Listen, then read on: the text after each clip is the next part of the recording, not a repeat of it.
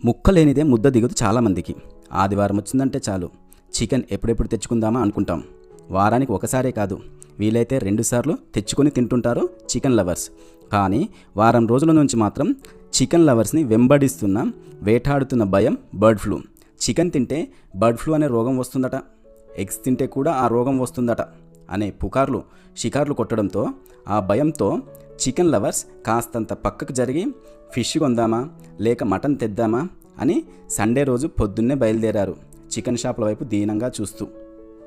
చిన్నపిల్లల నుంచి పెద్దవాళ్ళ వరకు ఎవరికైనా మంచి ప్రోటీన్ ఫుడ్ అయిన ఎగ్స్, చికెన్ని ఇక తినలేమా, తినకూడదా, ఎప్పటి వరకు తినకూడదు, అసలు తింటే ఏమవుతుంది, అసలు ఈ బర్డ్ ఫ్లూ ఏంటి, ప్రభుత్వాలు ఏం చెప్తున్నాయి అనేవి తెలుసుకోవడానికి ముందు ఈ ఛానల్ని సబ్స్క్రైబ్ చేయకపోతే సబ్స్క్రైబ్ చేయండి, లైక్ చేయండి.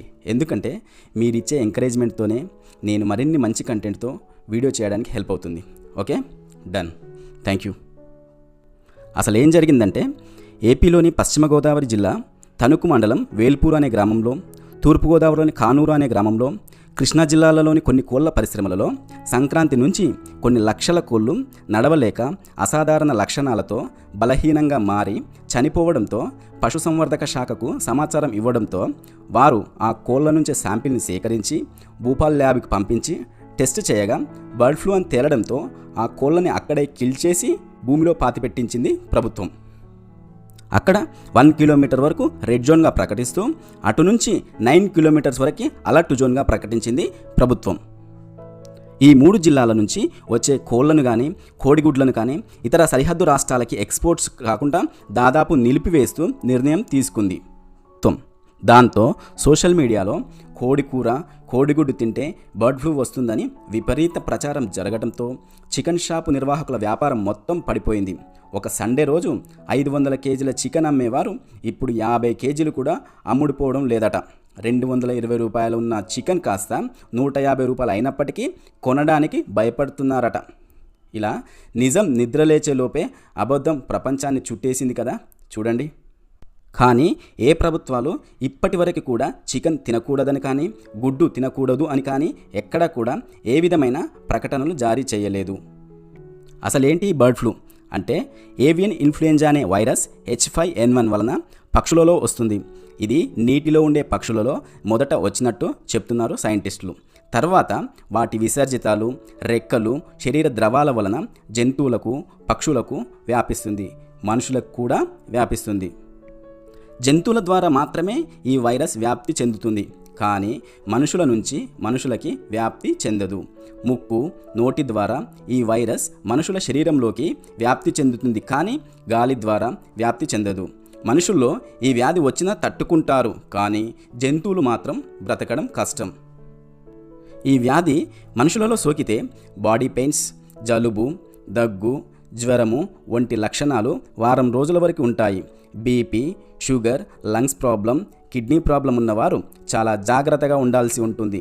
ఎందుకంటే ఇమ్యూనిటీ తక్కువగా ఉండటంతో ఈ వైరస్ తన ప్రభావాన్ని ఎక్కువగా చూపుతుంది. లక్షణాలు ఎక్కువగా ఉంటే డాక్టర్స్ని సంప్రదించడం బెటర్ అంటున్నారు వైద్యులు.